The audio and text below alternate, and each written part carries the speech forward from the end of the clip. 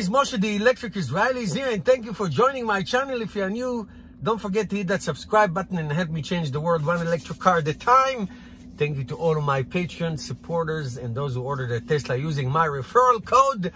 The year is almost over. 2020 is almost over. Today is Sunday, December 20th. Tomorrow, the 21st, is a big day. Tesla is going to officially join the S&P 500, the biggest, the largest entry to that index in the history of S&P 500.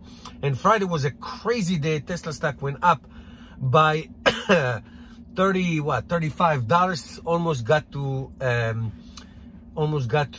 $695. There was a lot of sell-off after hours. We'll see what happened.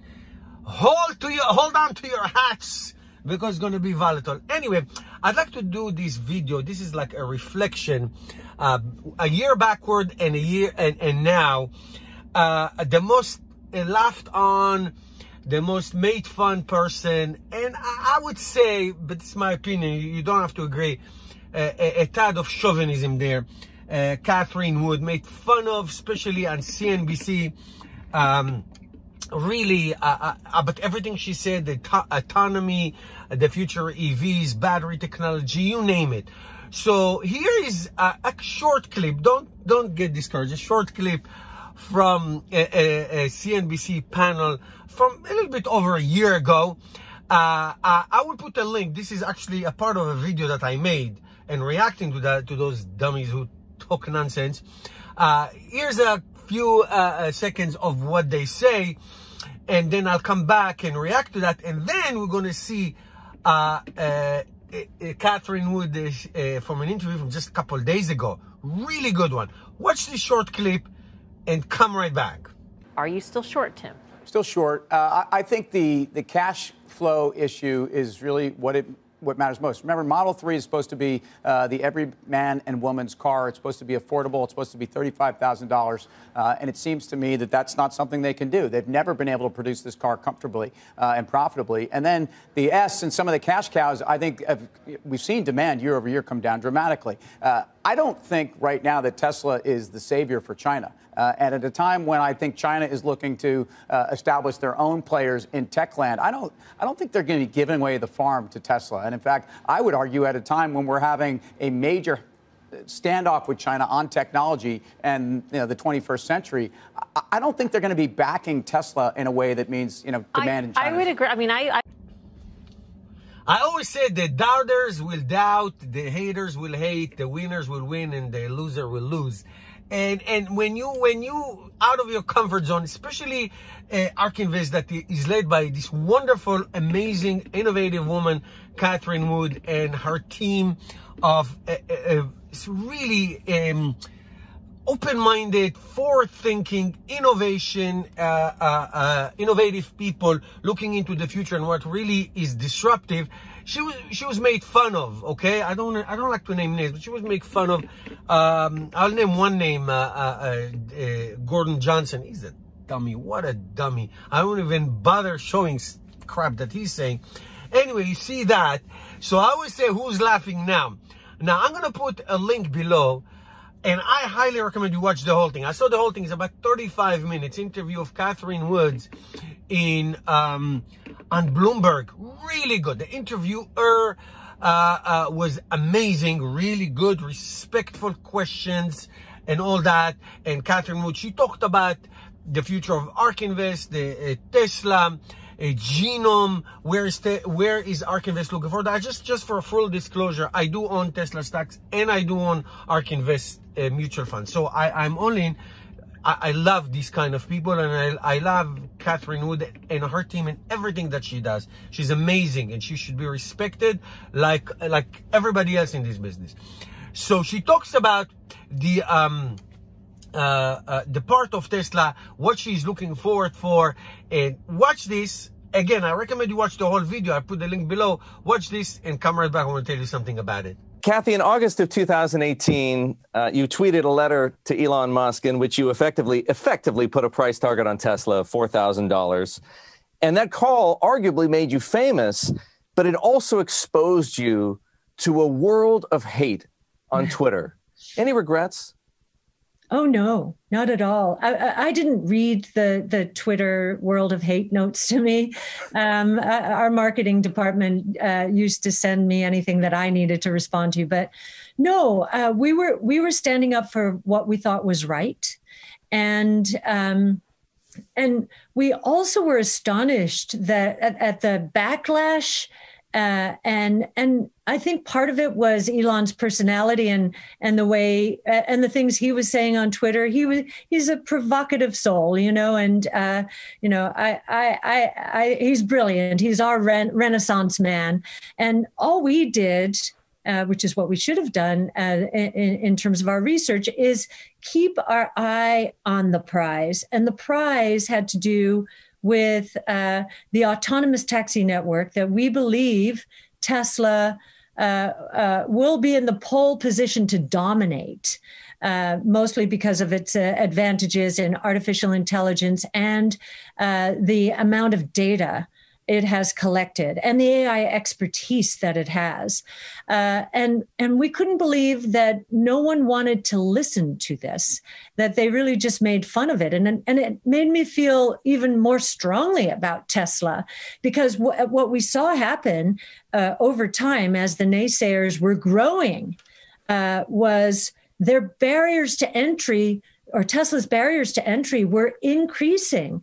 Their battery technology was already 3 years. Now it's maybe 4 years ahead of the competition, especially now that they're going to build the battery into the structure of the car. They had the first AI chip. No other auto manufacturer has an artificial intelligence chip for autonomous. They now have 15 billion miles of real world driving collected. Google, the next closest, has about 25 million, 15 billion. The winner in autonomous is going to have the most data and the highest quality data. That company right now is Tesla. So way back then, our confidence was high that they were heading in the right direction. And as the naysayers grew, it was after 2018, through into 2019, as the stock was cratering, as many out there were saying Tesla was going to run out of money. We thought that was a ridiculous concept. The only time a company like Tesla will run out of money is if the market shut down. There were companies that ran out of money in 08-09 because the markets were closed. The markets were open. We were going to support Tesla if they did an offering. So were many others. So, I mean, they were creating stories that were just ridiculous on the face of them. First of all, I want to give full credit to Eric Schatzker from Bloomberg, who conducted a professional, respectful, thoughtful, well-researched interview of Cathie Wood. And again, I cannot express enough how much I recommend you to watch the whole thing. 35 minutes. She talks about Bitcoin. She talks about the genome, the future of her investments, and it's awesome. But for this part, when he asked her if she was shocked or upset that she was ridiculed and made fun of on social media. And speaking of social media, she's going to talk about a lot at the end how ARK Invest benefits so much from social media and how they leverage social media. Was she shocked about the way she was treated? And she was, to me, she was not like she couldn't get. She doesn't understand why. She doesn't understand why she was ridiculed for innovation. And again, and I've been following Cathie Wood and investing in ARK Invest for a couple of years now. And she's very consistent. She's very consistent. Her model is AI. Her model is autonomous. Her model is data collected from real world drivers like myself and thousands and hundreds of thousands of Tesla owners who drive Tesla cars and send real world miles and data to Tesla, which has more than 15 billion miles as opposed to 100 watt, which is 125 million of Google.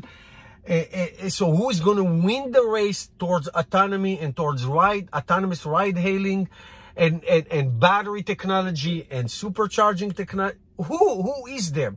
So to me, I think my takeaway, it's not that Tesla is in competition with other EV makers. There are no others. It's ridiculous what others are. It's really against gas powered cars. That's what they are replacing. It's not like they're replacing other EVs. They are replacing other gas cars.